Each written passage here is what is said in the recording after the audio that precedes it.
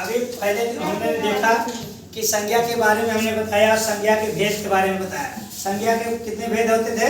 5। तो 5 भेदों में पहला मैंने क्या बताया? व्यक्तिवाचक संज्ञा, दूसरा जातिवाचक संज्ञा, तीसरा भाववाचक, दूसरा जातिवाचक और एक व्यक्तिवाचक। अब चौथे पे हम आते हैं। चौथा है द्रव्यवाचक संज्ञा। क्या है? आपने संज्ञा को पढ़ा, पहले व्यक्ति, फिर जाति से, फिर भाव से। अब आ गए द्रव्य। द्रव्य माने मटेरियल। जो मटेरियल होता है, द्रव्यवाचक संज्ञा किसे कहते हैं? तो हम देखें कि जिस संज्ञा शब्द में किसी धातु, द्रव्य और पदार्थ आदि का बोध कराता है उसे द्रव्यवाचक संज्ञा कहते हैं। नेहा बेटा बढ़ जाओ, नेहा बढ़ जाओ। तो जिस संज्ञा शब्द आए, अगर कोई वाक्य में आ रहा है जिसमें धातु का पता चले और द्रव्य का पता चले। धातु क्या है? जैसे सोना, लोहा, घी।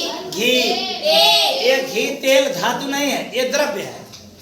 द्रव्य तरल पदार्थ द्रव्य। ये चावल, गेहूं, ये पदार्थ है। ये क्या है? पदार्थ। और द्रव्य घी तेल क्या है?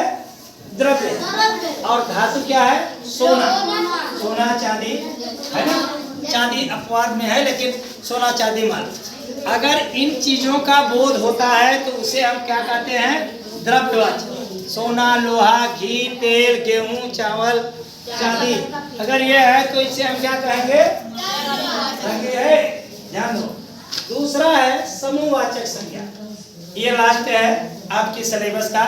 समूहवाचक संज्ञा, जिस संज्ञा शब्द में हमें एक ही जाति के व्यक्तियों का, ध्यान से इधर दिखाएं बेटा, एक ही जाति के व्यक्तियों या वस्तुओं के समूह का बोध होता है उसे समूहवाचक संज्ञा कहते हैं।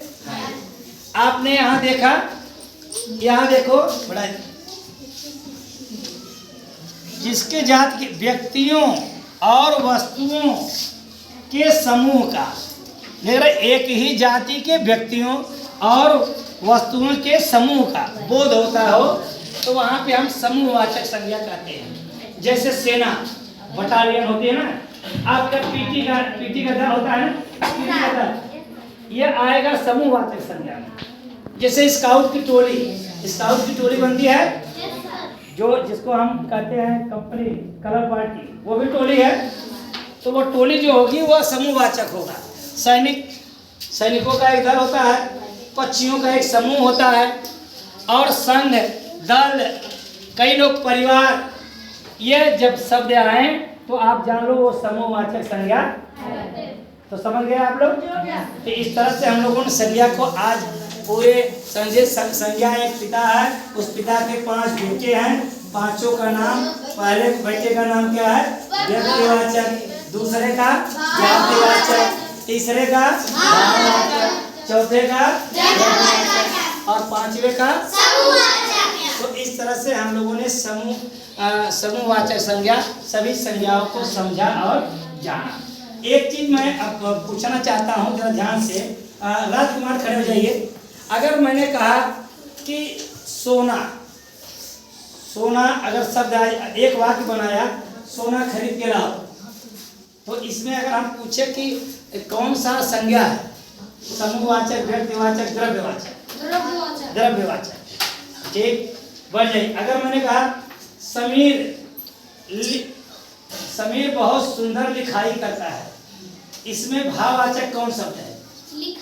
लिखाई है ना? समझ में आया? क्लियर हो रहा है ना? अगर मैंने कहा कि नदियों में बहुत सारी मछलियां हैं, तो इतना नदी में बहुत सारी मछली है, तो आपको बता, नदी क्या? हम पूछ रहे हैं इसमें जातिवाचक शब्द क्या? ये जाति है, नदी और नदी भी और मछली दोनों होगा, है ना?